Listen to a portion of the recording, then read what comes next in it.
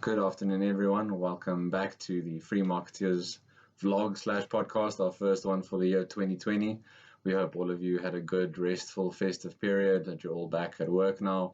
Those of you who do have work, who are lucky enough to have work, those of you keeping the South African economy afloat, we're all back in our offices now, trying to get the year off to the best possible note. This week we're going to start off talking about a few things. The first 2 weeks of this year have been pretty big for South Africa already. A few big announcements in terms of politics and that sort of thing, rumors flying around more nationalization of certain institutions and that kind of thing. So the year is off to an interesting start, to say the least. First of all, we're going to talk about Minister Mboweni, his comments around the nationalization of the Reserve Bank. Mpiyakhe, I thought I'd come to you on this one first. Your thoughts on that? We know from I guess the ideological point of view about how bad it would be to nationalize the Reserve Bank. If you could just sort of explain to us there, and also touch on what the minister said. So the minister said that even though he's a disciplined member of the ruling party, that's what he said on Twitter, that he vehemently disagrees with the NEC's decision of the ruling party NEC's decision to nationalize the Reserve Bank. He feels it was a big mistake and the decision should be revisited. And now what he's saying, of course, on the face of it, it makes sense, and I would agree with it, because, when you nationalize the Reserve Bank, you're going to send a very negative signal to everyone around the world, and especially the investors who are going to look at this and then see it as a prelude to something, or perhaps money printing, an acceleration in the money supply or something like that, a prelude to inflation, a distraction of savings through lowering interest rates, which, as everyone might know, is that there's an inverse relationship between interest rates and inflation. So it's all commonsensical things that he said. It makes sense. That's what should be happening. That it should, not because it's consequential in any way. The private shares that are in the Reserve Bank are mostly symbolic. They have very little import. I think the shareholders get about 10% of the profits that the bank produces.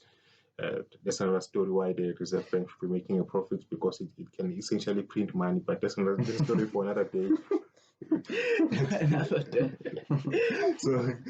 So they only get 10% and then the rest goes to government. And so I don't know why people are complaining, and this is one of the points that Minister Mboweni made as well, is that the rest goes to government. So why should people complain and say that there is a problem here?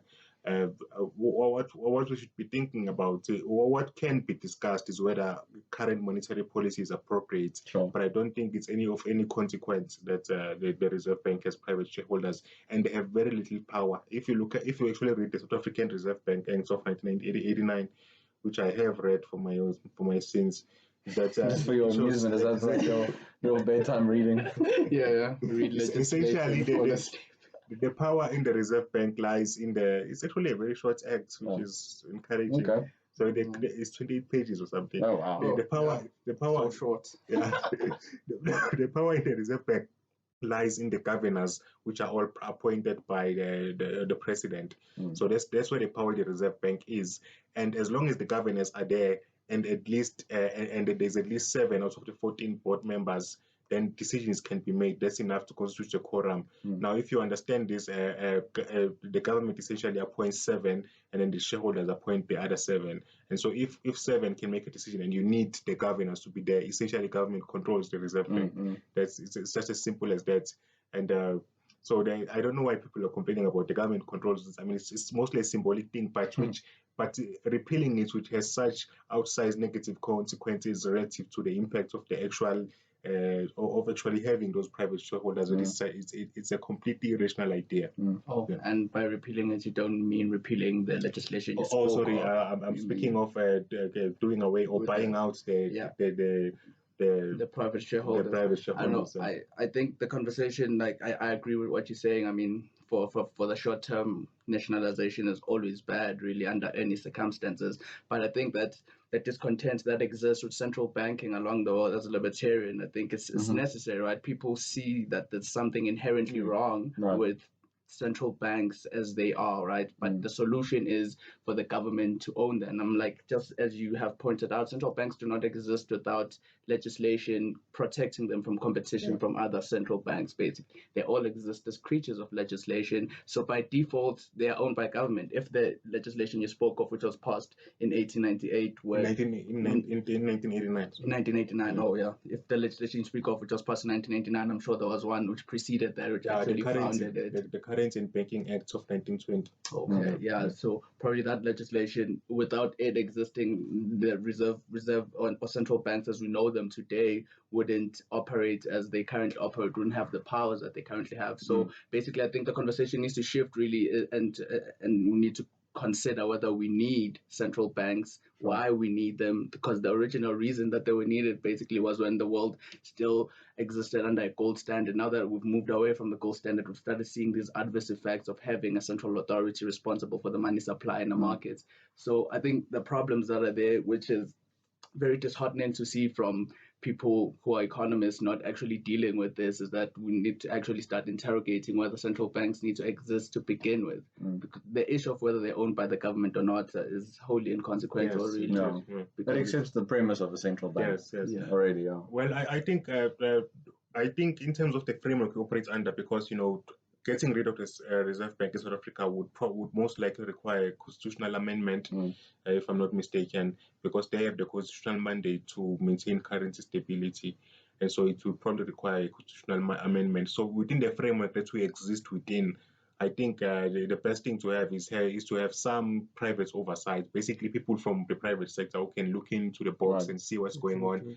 So that's about as best as we can hope for. These people don't have any power, just to be clear. They can just only look and see, and not in everything. There are some decisions that they can be excluded from by the governors. And so it's not a perfect system. It's not a good system by any means. But once you start making the argument for constitutional changes in South Africa, you open a whole bucket of a whole can of worms. I mean, we could make some very interesting constitutional arguments even within the current framework, right? Depending on how we would understand the rule of law, really, you could show that currency valuation and protection is achieved by there not being a reserve bank or one that has the gold standard or something like that. I'm also against constitutional amendments in general, because they seem to undermine the whole idea of constitutionalism when the constitution is constantly changed. But I think what we could potentially do through legislation is to say that all of the money supply that is issued by the Reserve Bank should be backed up by either a commodity, or let's say some international or a combination of commodities and international bonds.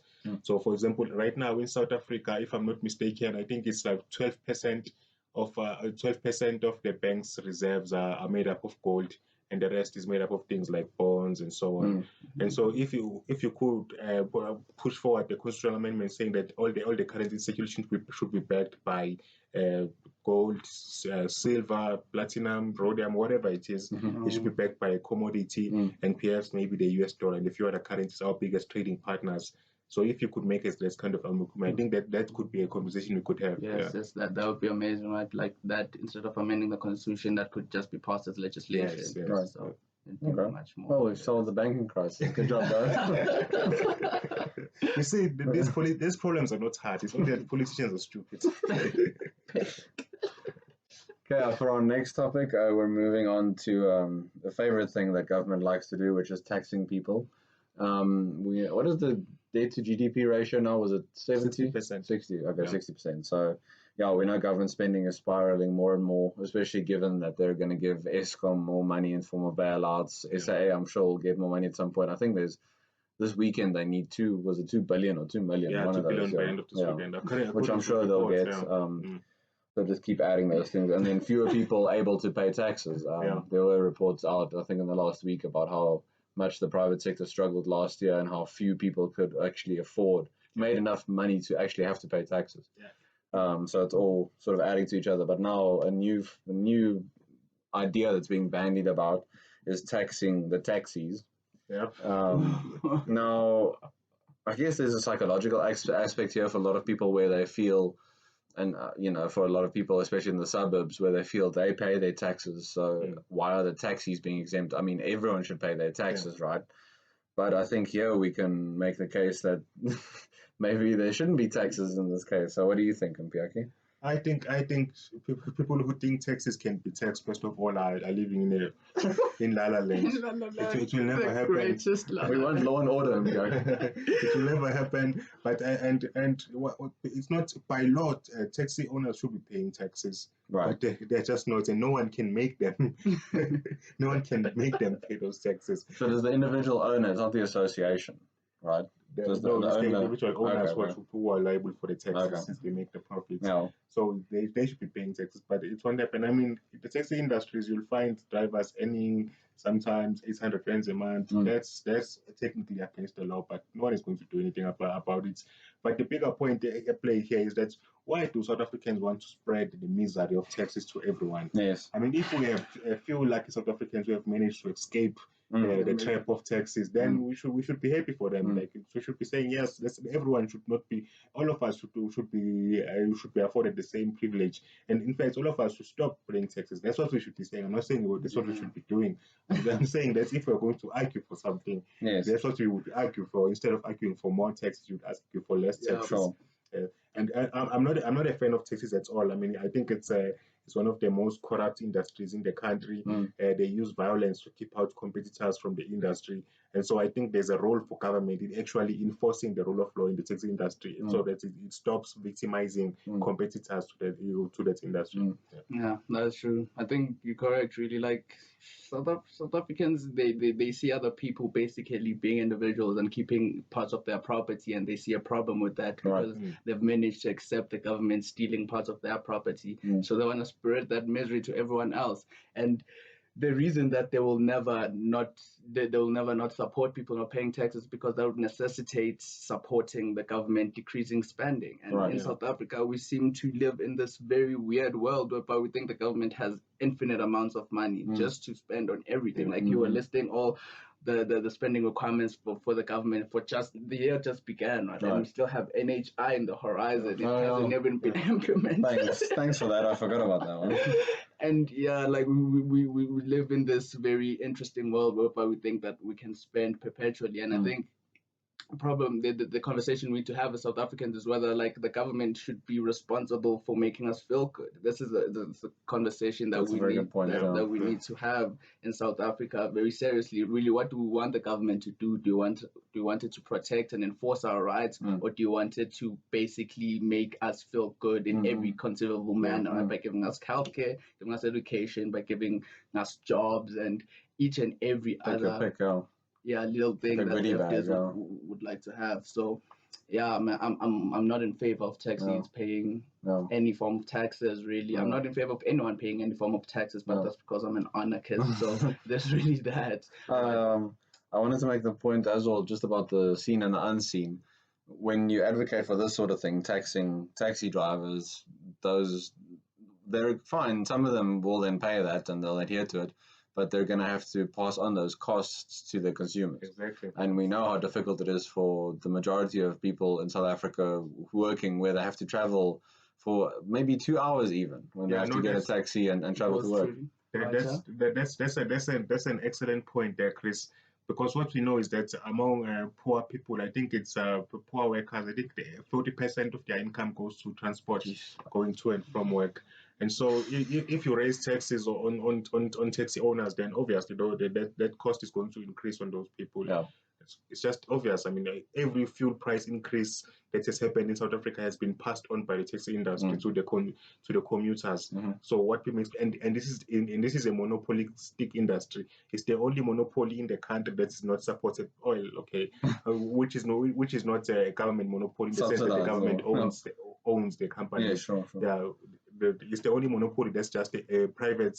It's a private monopoly. It's supported by government in a way through regulation, but it's still it's a big problem. And so these costs are just not. These people don't have any other option because no one is allowed to compete with taxes. I mean, can we necessarily say that monopolies by definition are problems? I mean, one could argue that the taxi industry is as big as it is because it has provided provided an efficient service to consumers. So when we talk about a monopoly, we're referring to contestability.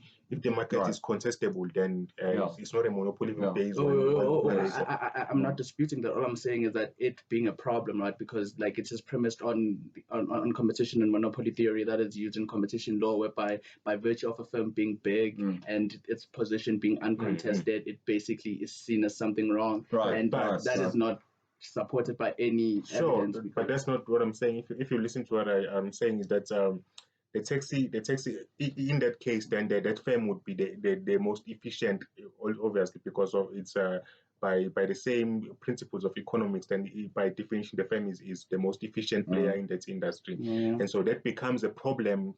What the problem is inefficient monopolies, which can only be created by government. Right. True. Okay, and then moving on to our final topic.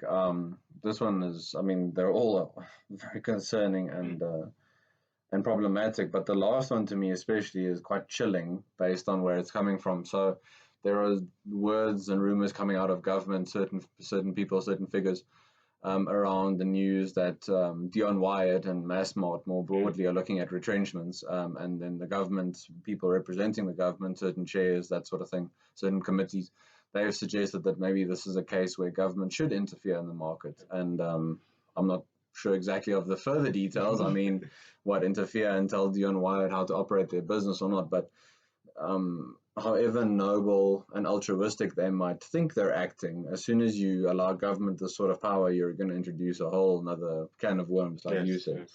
Zakes, your thoughts on this sort of thing? I'm not in favor of the government helping any form of businesses, because it just opens the window, as you said, for the government to have powers to deprive businesses of their duly earned returns and to stop them from rightfully failing, right? Like, market forces are very interesting. Dion is cutting its cost because the market has deemed it necessary for it to do so. And there's a reason that Dion needs to retrench and all that, and the government basically coming and taking people's tax money and giving it to a private business is them tantamount to saying, oh no, us the government know better than the market, which has proven to be the most efficient way to organize economics for humanity since time immemorial. Really, there's no system better than it.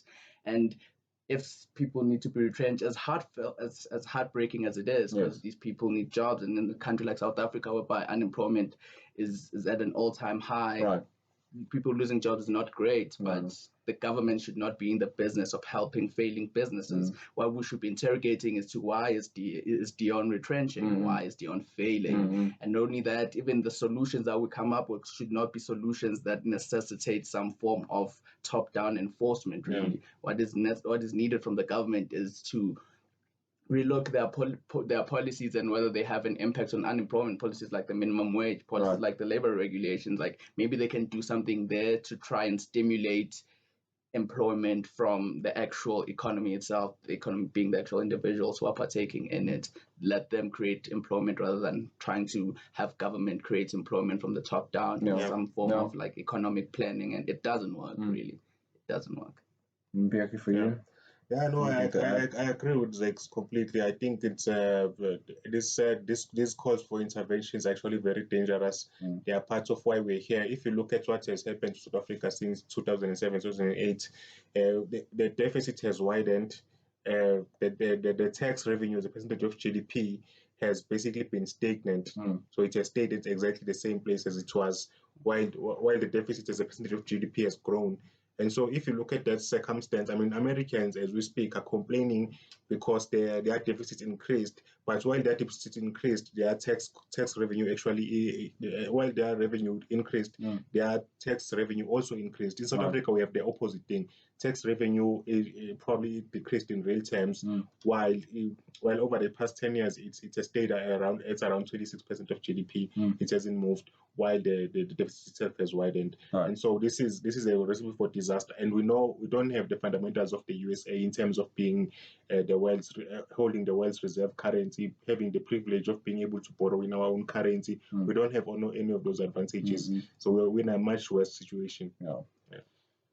Okay, I think we'll end on that note. So, as always, a lot to think about, a lot to fight against and argue against, which we'll obviously continue to do to the best of our abilities. For those of you who have donated to our 1 million rand challenge so far, thank you very much. We very deeply appreciate the support. For those of you who haven't, please, if you find value in the work we do, I would ask you to support us. You have until the 24th of January. So please just go to our website, www.freemarketfoundation.com, and you can click on the banner at the top of the page and just fill out the form and donate to us. Another reminder, you can find us on Facebook and Twitter, Free Market Foundation South Africa. Please remember to like this video, to share it. We did very well with our podcast last year. Thanks all to you guys for sharing it and commenting and liking the videos. So let's start off this year in the best way possible. And then we'll be back next week. I hope you all enjoy your weekends, and we'll see you again soon. Cheers.